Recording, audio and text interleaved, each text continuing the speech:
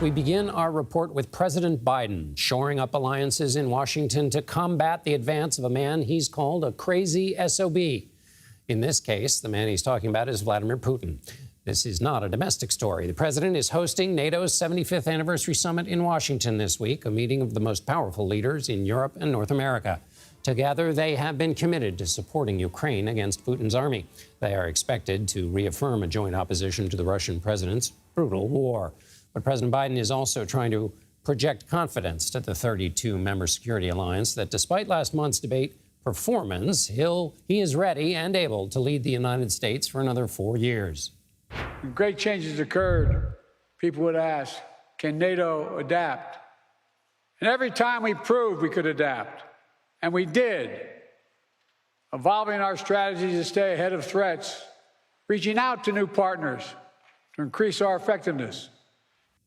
Some of the greatest scrutiny of President Biden's NATO address may be from his own party. Democratic lawmakers held meetings on Capitol Hill Tuesday in an attempt to get on the same page about Biden's candidacy. Minority Leader Hakeem Jeffries said the discussions were, quote, ongoing. Still, it remains to be seen if one speech can silence fears at home and among NATO allies that President Biden may not have the mental acuity to defeat Donald Trump, who has raised doubts about the United States' future participation with the military alliance. One of the presidents of a big country stood up and said, well, sir, if we don't pay and we're attacked by Russia, will you protect us? I said, you didn't pay? You're delinquent? He said, yes, let's say that happened. No, I would not protect you. In fact, I would encourage them to do whatever the hell they want. The three-day summit in Washington this week will grapple with global security challenges like the ongoing wars in Gaza and Ukraine and the growing power of China. These summits typically occur when a major threat to international security develops. There have only been 33 summits in NATO's 75-year history. A little less than a month after the Berlin Wall fell, world leaders gathered at a NATO official summit to discuss Europe's path forward after the fall of the USSR. The 2014 summit's agenda was dominated by the growing instability in Ukraine after Russian separatists shot down a Malaysian air flight over eastern Ukraine and killed 298 people, a month and a half before the meeting. These gatherings often showcase the complex balancing act of geopolitical issues. The 2002 summit in Prague was particularly busy. World leaders created a NATO rapid response force as a part of reconfiguration to be more militarily active after the 9/11 attacks.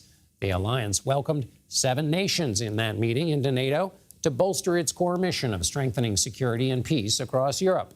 And also in that same meeting, they committed to new military actions in Afghanistan at the request of other member nations. After Russia invaded Ukraine in 2022, the first invasion in Europe since NATO's founding, the alliance held 3 summits in 4 months, including the first ever emergency virtual summit to address a possible imminent threat to NATO members. NATO members agreed to shore up defenses for 4 NATO countries bordering Ukraine, pledged full support to Ukraine, and officially invited Finland and Sweden into the alliance. This week's summit marks the 5th in the 867 days since the war started. Matthew Kroenig joins me now. He is the Vice President and Senior Director of the Atlantic Council's Scowcroft Center for Strategy and Security. Matthew, thank you for joining us. Let's just start with what the goal of this NATO summit was, because they don't have these regularly. This is now, as I understand it, the 5th one since the Russian invasion of Ukraine. So what's the goal of this one? Well, this is an important summit. It's the 75th anniversary of NATO. And so part of the purpose is to look back and celebrate past accomplishments, maintaining peace and stability in Europe for 3/4 of a century. But also, they're here to deal with current challenges. You've got the ongoing war with Russia and Ukraine, and so Ukraine is going to be a major focus. Second, NATO last year adopted the first serious defense plans really since the end of the Cold War, and so making sure they have what they need to implement those plans is a priority. Third, burden sharing. 23 allies are spending their 2% defense target, but others aren't. And so what can we do to make sure all allies are doing their fair share? And then finally, China in the Indo-Pacific. In the last NATO strategic concept, they recognized China as a challenge for the first time. And the so-called IP4 countries, Japan, South Korea, Australia, New Zealand, are attending this summit. So those are the four really priorities for this meeting. How much do you think the international, some of the leaders at this summit are facing some domestic issues? There's not only, of course, President Biden trying to shore up his presidency, but you have Emmanuel Macron, who has just weathered his own mild earthquake, not as bad as they thought, in France.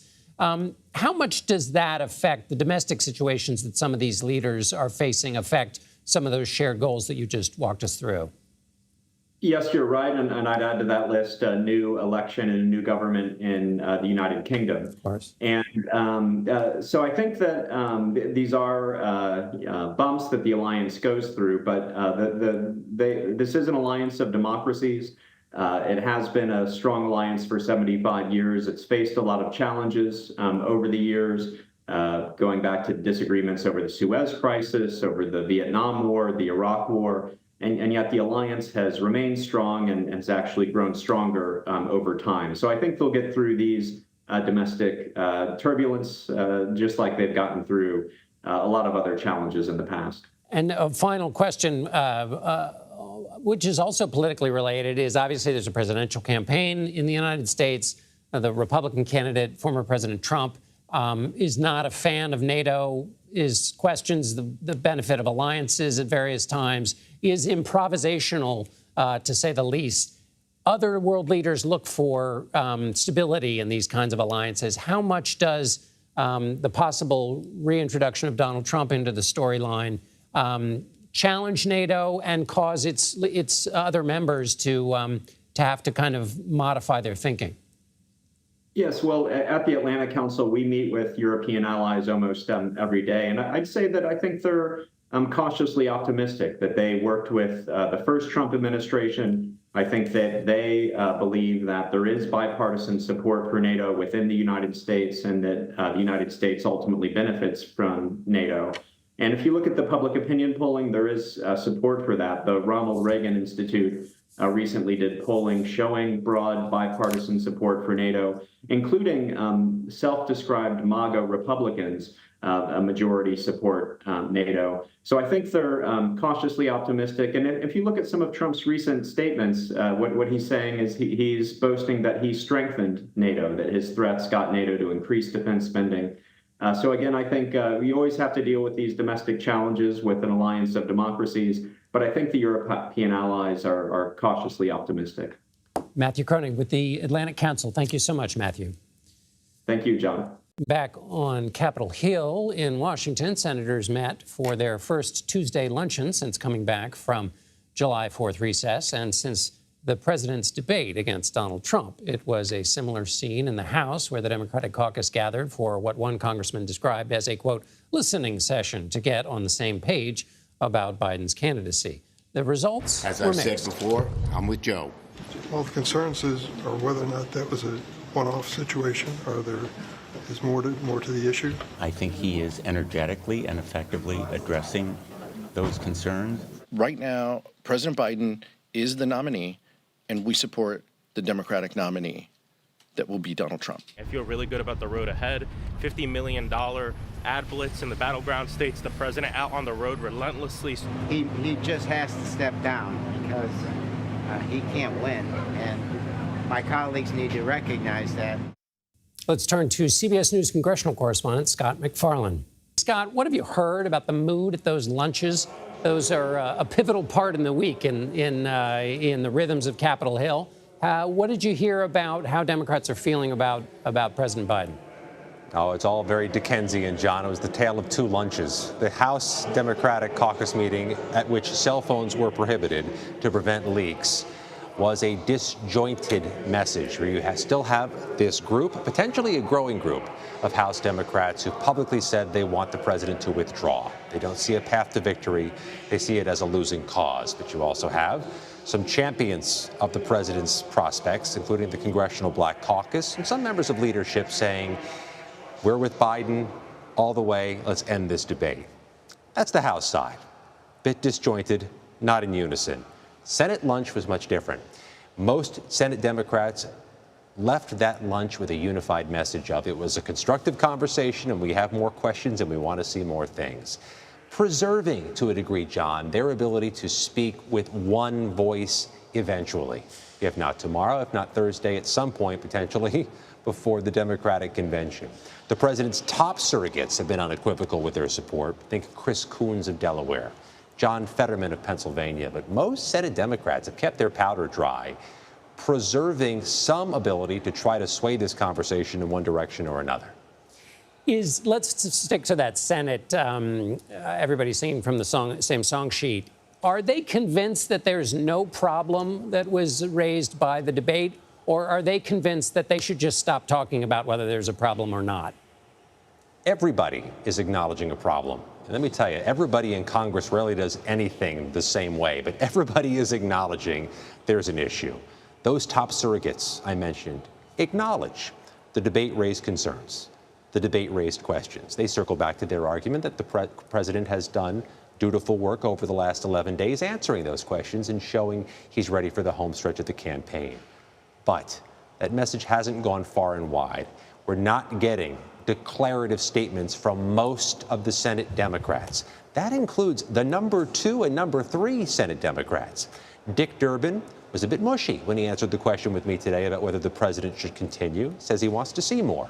Patty Murray, who is third in the line of succession to the presidency, the senior Senate Democrat, issued a statement last night saying the president's got to think about his legacy when he chooses whether to seek re-election or not.